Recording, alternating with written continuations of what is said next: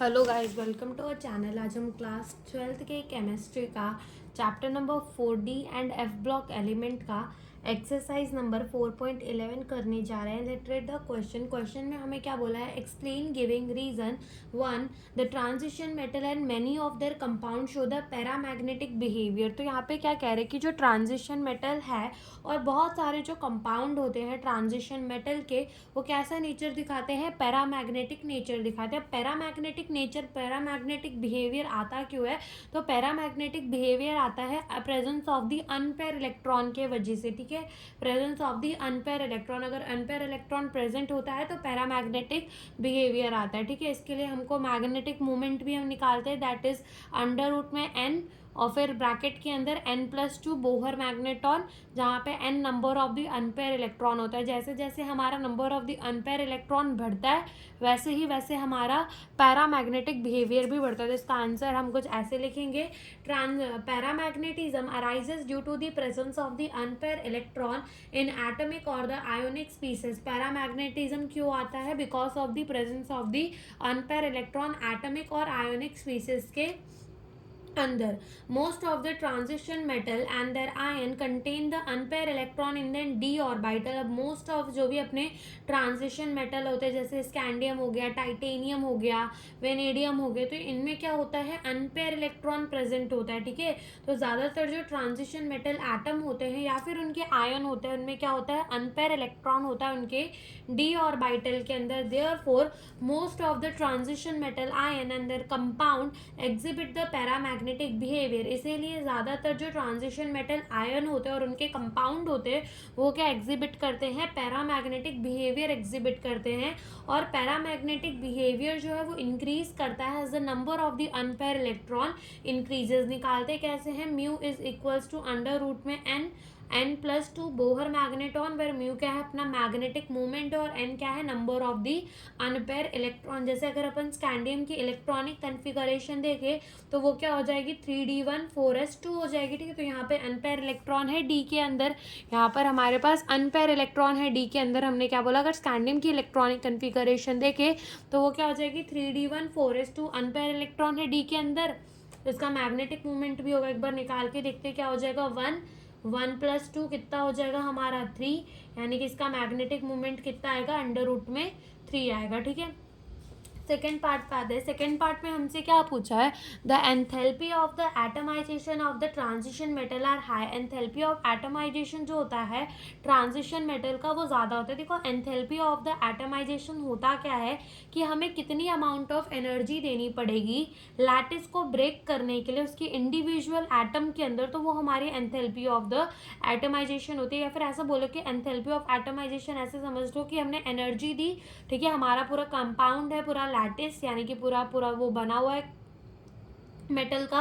अब उसको तोड़ तोड़ के एक एक इंडिविजुअल एटम निकालना है हमें, तो हमें कितनी एनर्जी देनी पड़ेगी, वो हमारा होता है एंथैल्पी ऑफ द एटमाइजेशन। तो ये जो ट्रांजिशन मेटल होते हैं इनकी एंथैल्पी ऑफ द एटमाइजेशन बहुत ज़्यादा हाई होती है। क्यों हाई होती है, because of the presence of the unpaired electron. Unpaired electron present होते हैं, दैट्स वाई अच्छा बॉन्ड बनाते हैं, और अच्छा बॉन्ड बनाते हैं तो एंथैल्पी ऑफ द एटमाइजेशन भी इनकी बहुत ज़्यादा होती है। वाइल हम बात करें नॉन ट्रांजिशन एलिमेंट की, जैसे कि जिंक की, तो जिंक की इलेक्ट्रॉनिक कन्फिगरेशन क्या होती है, 3d10 4s2।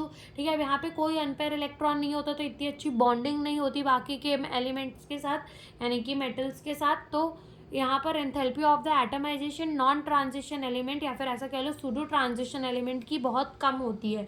तो देखो सेकंड का आंसर क्या आ जाएगा, सेकंड का आंसर हमारा आएगा transition metal have high enthalpy of the atomization because they have larger number of the unpaired electron which result in stronger interatomic interaction and hence stronger bonding between atom। ठीक है, third part के अंदर आते हैं। Third part में हमें क्या बोला है कि transition metal generally form the coloured ion. हम ट्रांजिशन मेटल जनरली क्या बनाते हैं, कलर आयन बनाते हैं। ऐसा क्यों कि जब कोई लाइट डाली जाती है हमारे ट्रांजिशन मेटल के ऊपर, ट्रांजिशन एटम के ऊपर या फिर आयन के ऊपर, तो उसके जो इलेक्ट्रॉन होते हैं ठीक है, वो क्या हो जाते हैं, एक्साइट होकर लोअर एनर्जी लेवल से कहाँ चले जाते हैं, हायर एनर्जी लेवल के अंदर चले जाते हैं।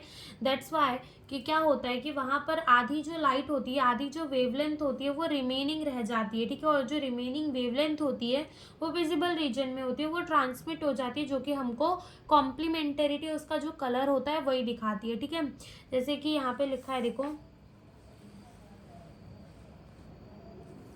transition metal generally form the colored compound because they generally possess the unpaired electron. Transition metal generally color compound दिखाते because they have a unpaired electron. When the visible light fall on the transition metal compound or ion, the unpaired electron present in the lower energy d orbital gets promoted to the higher energy d orbital. जब compound या फिर ion जो unpaired electron present होते हैं, जब light fall करती है transition metal के ऊपर, कंपाउंड के ऊपर या फिर आयन के ऊपर, तो जो अनपेयर इलेक्ट्रॉन होता है ना वो प्रमोट हो जाता है लोअर एनर्जी डी ऑर्बिटल से हायर एनर्जी डी ऑर्बिटल के अंदर, जिसको क्या कहते हैं, डी डी ट्रांजिशन कहते हैं।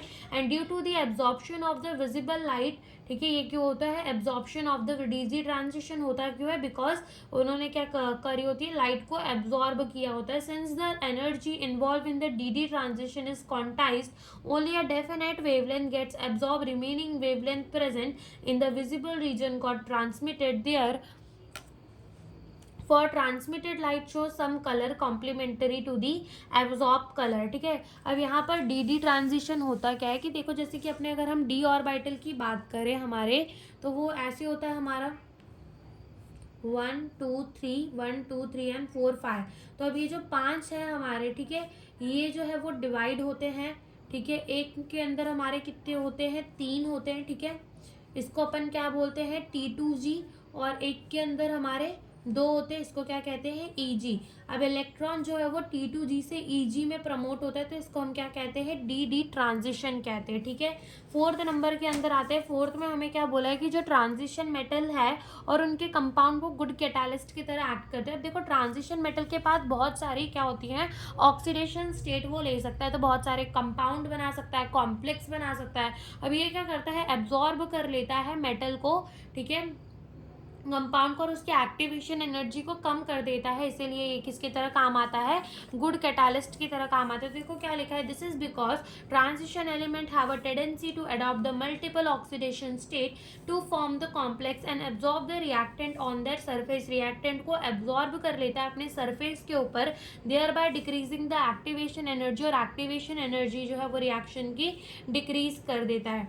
ठीक है, तो यही हमसे इस क्वेश्चन में पूछा था। Thank you for watching the video.